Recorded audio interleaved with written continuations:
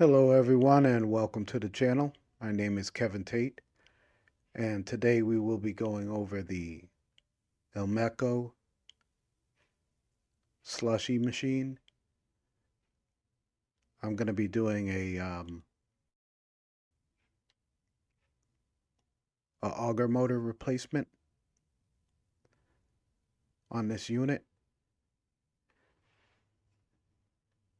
And let me get set up and then I will get the video started. I'm going to try to just walk you through some of the steps as far as replacing the auger motor. On this particular unit, the left side auger motor has failed. Uh, it hasn't, it's not turning. And there is a retainer pin that I will be paying some close attention to during this video because there is a retainer pin that holds in the drive shaft of the motor to the auger shaft that comes up perpendicular to the machine, and you'll see that once we get the video going here.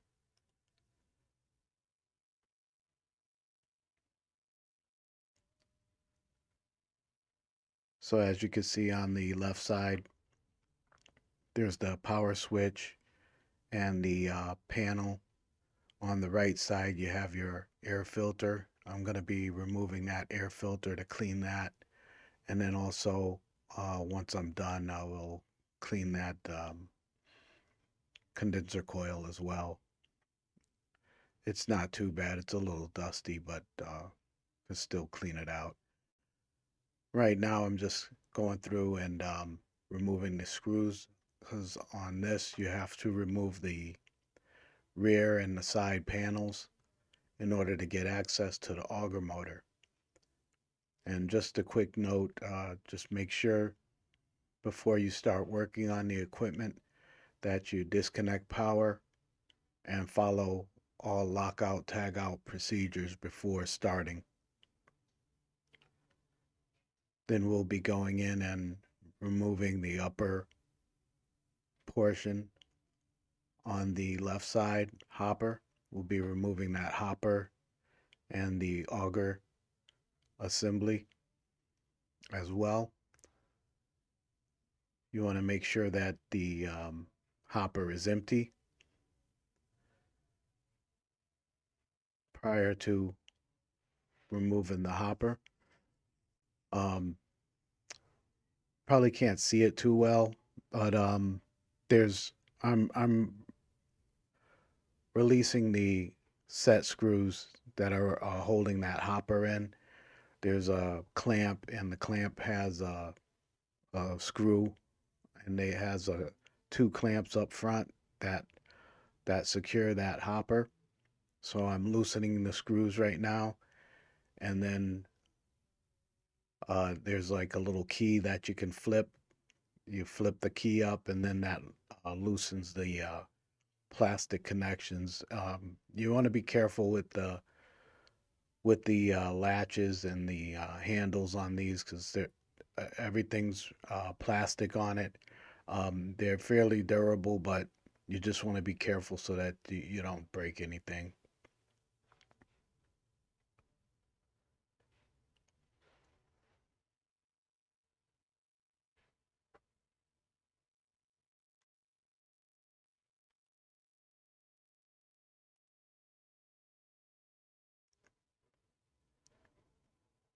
Yeah, right now it's just got a little pressure on there, just so I can loosen it up. And also right there, there's a right where my hand is up there, there's another screw that holds in that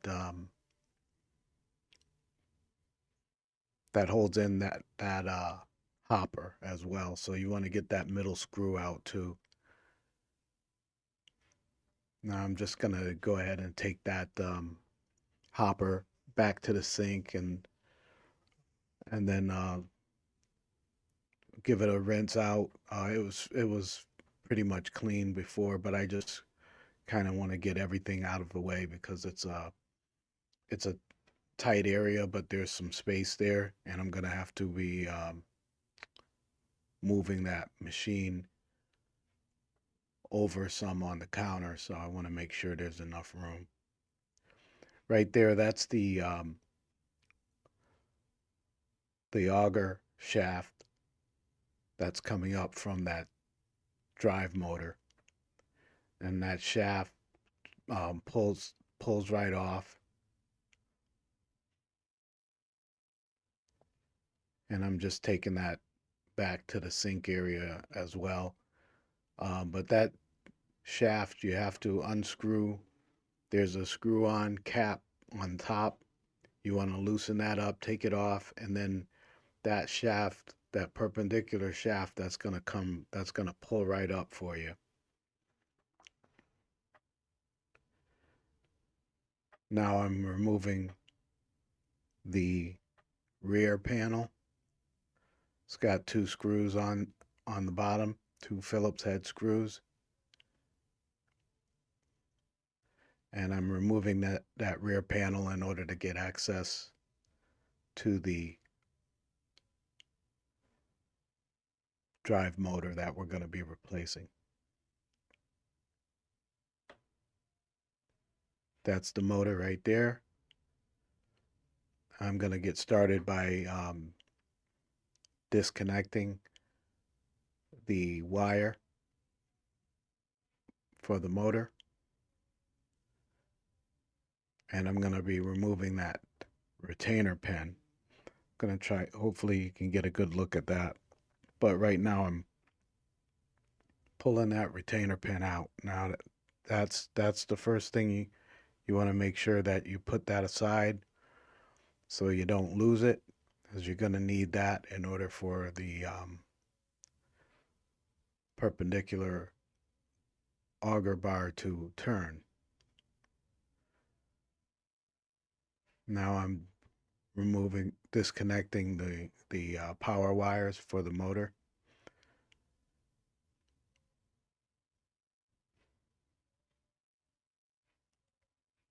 And right up top there, just above my hand, there's bolts. There's three bolts that hold this motor in.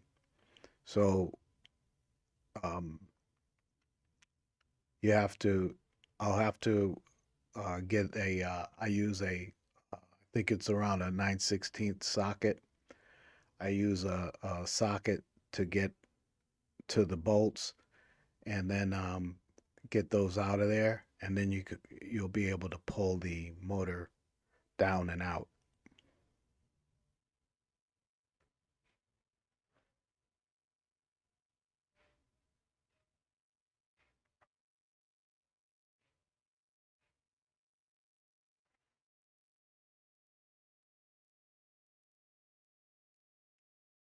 Yeah, just like that. You just use like I use a 1/4 inch socket to get at those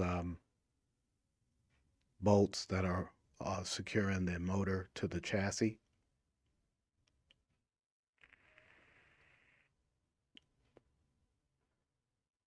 And it's pretty tight in there, so you want to have, like 1/4 inch extensions and stuff like that that you can use, or like a half extension um, to get at a couple of those bolts, because they're a little tough to get in there with your hand. So it'll be good to have extension with your 1/4 inch wrench.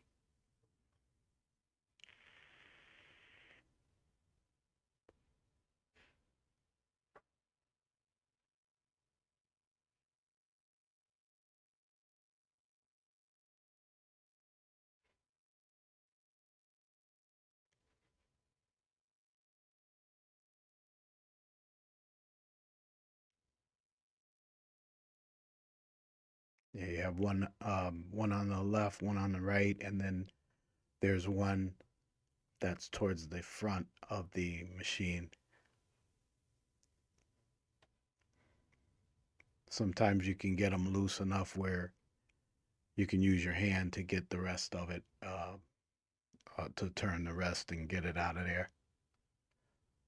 Like I said, it's a little tight, and I will be taking that other panel off eventually.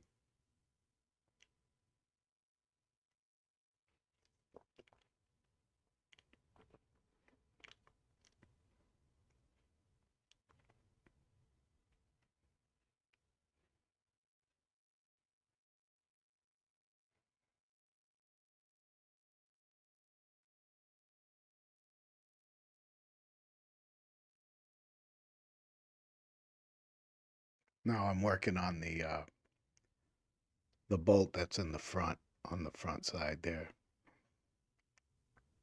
Kind of hard to get a good angle with the camera, but when you see it in person, you'll know.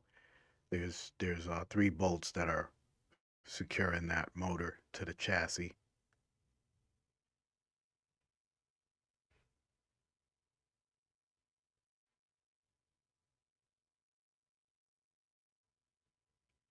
There, right now I'm using an extension um, to reach up there because it's kind of hard to get my hands in between with the wrench. So I'm using an extension on the wrench and getting that bolt out of there. The the bolt end on that side, it has an open section where you could just get that last bolt, that one towards the front. You can get that um, open enough where once you get the shaft out of there, you can slide that motor back and out or down and out. Right now, I'm still working on getting that bolt out of the front section there.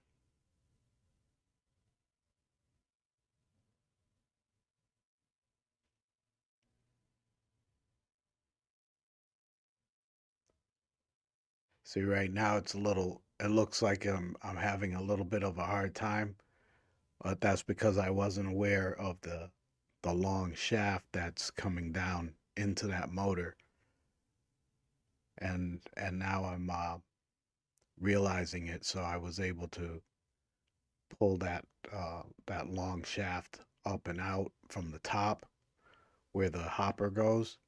I was able to pull that out. I think I'll show you yeah, that's the front end of the drive motor, and that shaft fits down in that hole.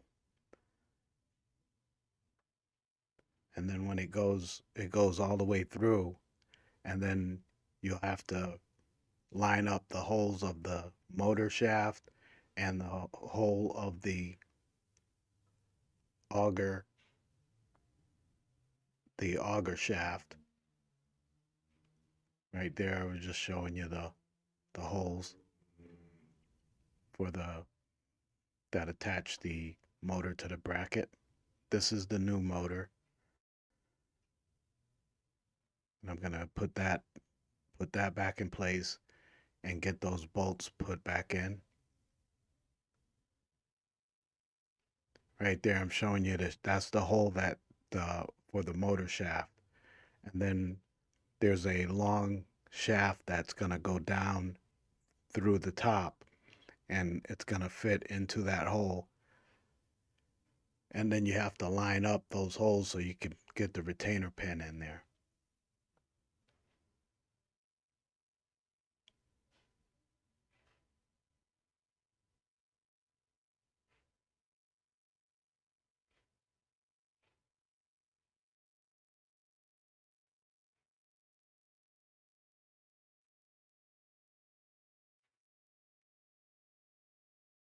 Starting off to get my that front screw, that front bolt back in, and then I'm gonna get the 2 side bolts put in on that motor assembly.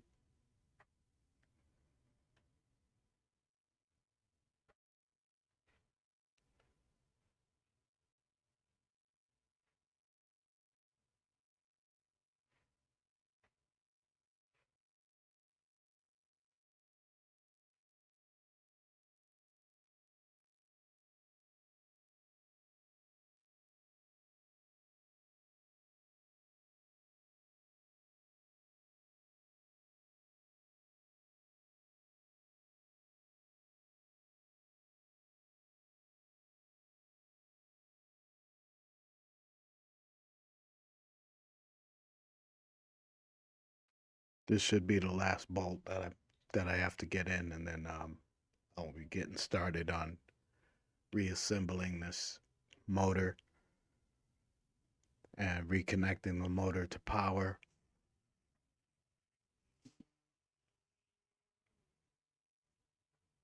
Or to the power connection. Um, I still have the unit unplugged as far as uh, AC power.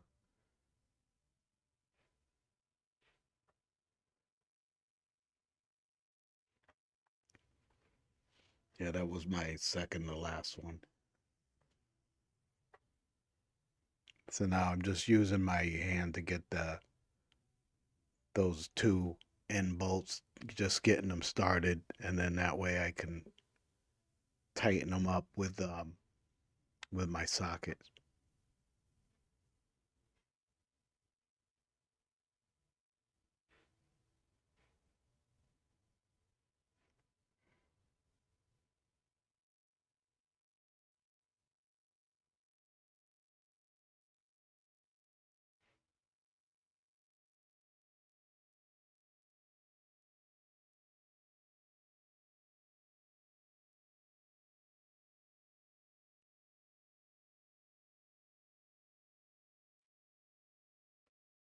Yeah, just tightening up those three bolts, and then we should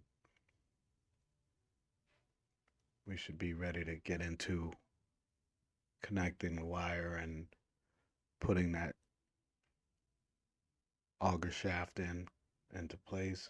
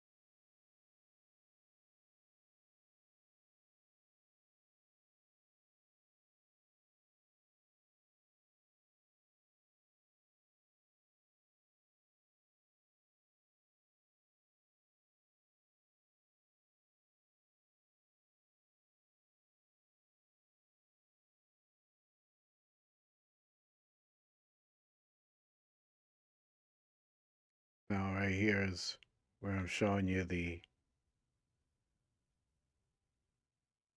motor shaft and that auger shaft that I was talking about.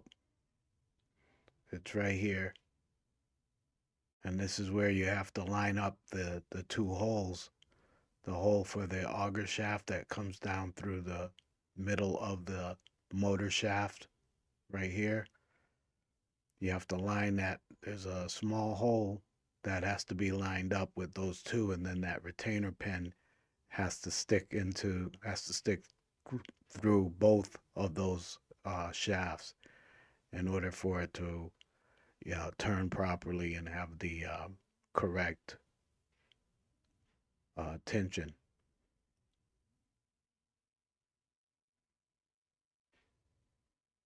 There it is right there.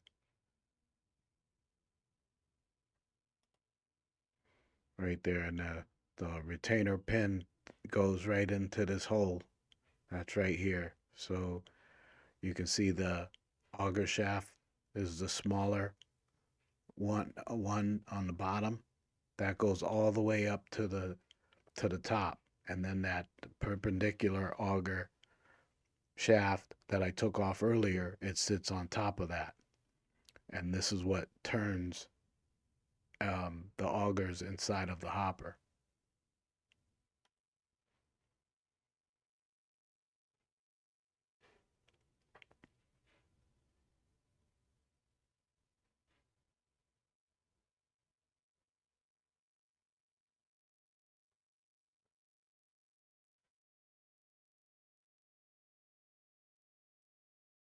You can see it a little better right there.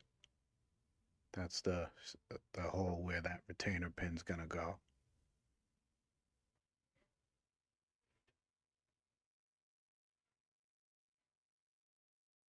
Right there. You can see on the right side hopper, just to show you how it looks. That's the retainer pin right here, and you can see that it's in line, lined up, going through both the motor shaft and the auger shaft. And that's how this one will be as well.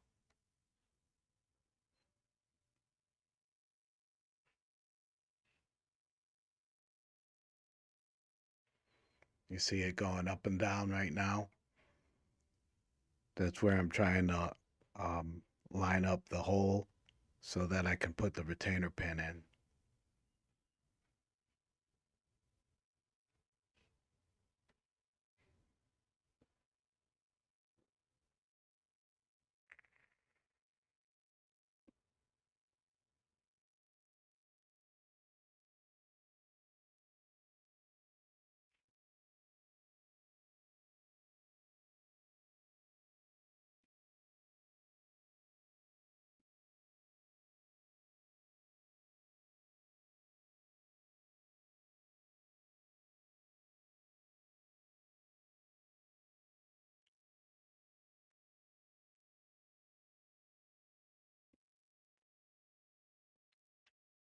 Right now I'm working on getting that retainer pin through the holes. Takes a little bit. You have to be patient with it. It takes a little bit to line those up and get them in there.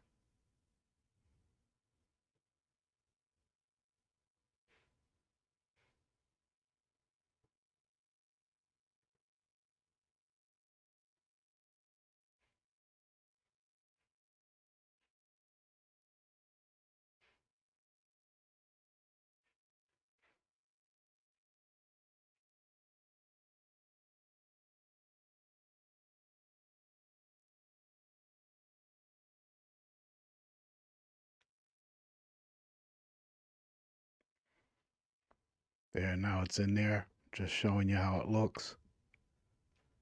Pulling it out just to show you.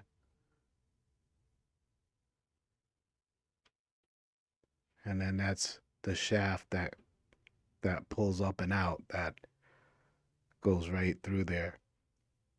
That's the shaft right there. So you see how long that shaft is.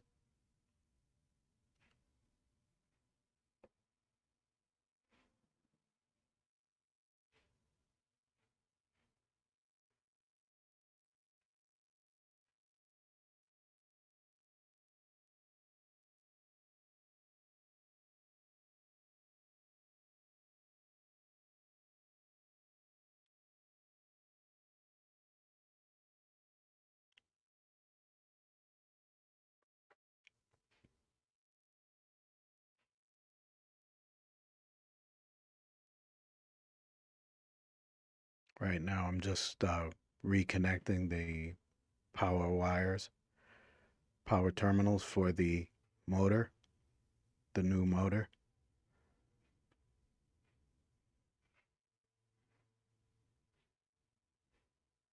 Then I should be ready to start testing it out. I leave it disassembled until I'm sure that that motor is turning correctly, and then that's when I'll start reassembling the unit.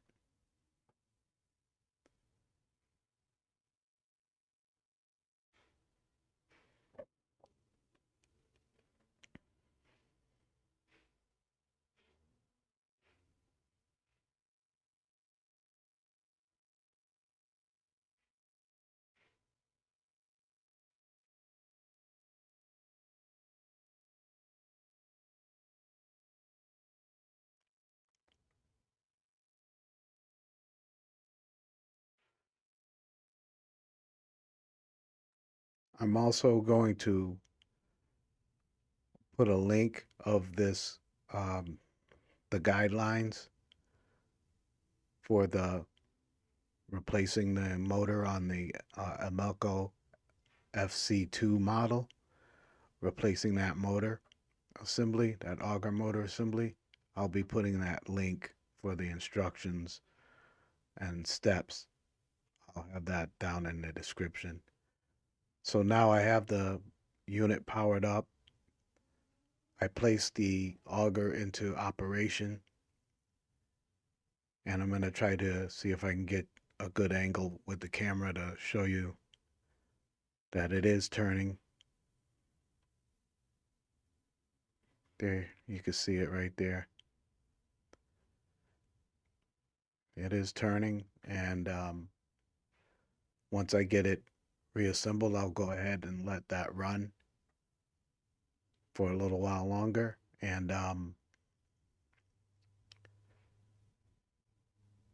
allow it to freeze down, and we should be good to go.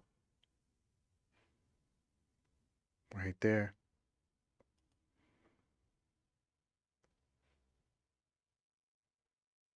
Yeah, left side is turning fine. And with this, once you get that running, you just want to make sure there's no knocking or clicking. It should be fairly smooth.